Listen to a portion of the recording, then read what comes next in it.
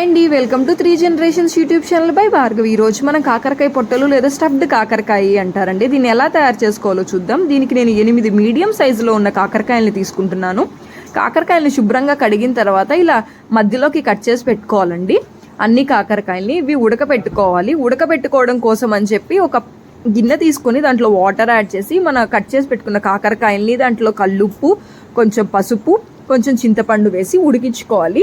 ఇవి ఉడికే లోపల ఇక్కడ నేను 3 మీడియం సైజులో ఉన్న ఉల్లిపాయ ముక్కల్ని, 1/2 కప్ శనగపప్పు, 10 ఎండుమిరపకాయలు, తగినంత ఉప్పు, కొంచెం ఎండు కొబ్బరి ఇవి మిక్సీ పట్టుకోవాలండి. ఉల్లిపాయ ముక్కలు కాకుండా మిగతావన్నీ మిక్సీ పట్టుకొని తర్వాత ఉల్లిపాయ ముక్కలు యాడ్ చేసి కచ్చాపచ్చిగా మిక్సీ పట్టుకుంటే చక్కగా ఉంటుంది టేస్ట్ అనేది.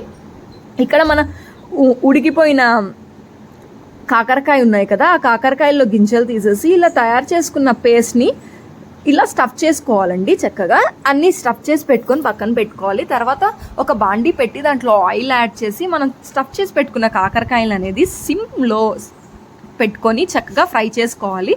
ఇలా ఫ్రై చేసుకున్న తర్వాత మనం ఆల్రెడీ ఇంకా మనకి పేస్ట్ మిగిలి ఉంటుంది కదా, ఆ పేస్ట్ని కూడా సిమ్లో పెట్టుకొని ఫ్రై చేసుకోవాలండి. ఇంతే అండి.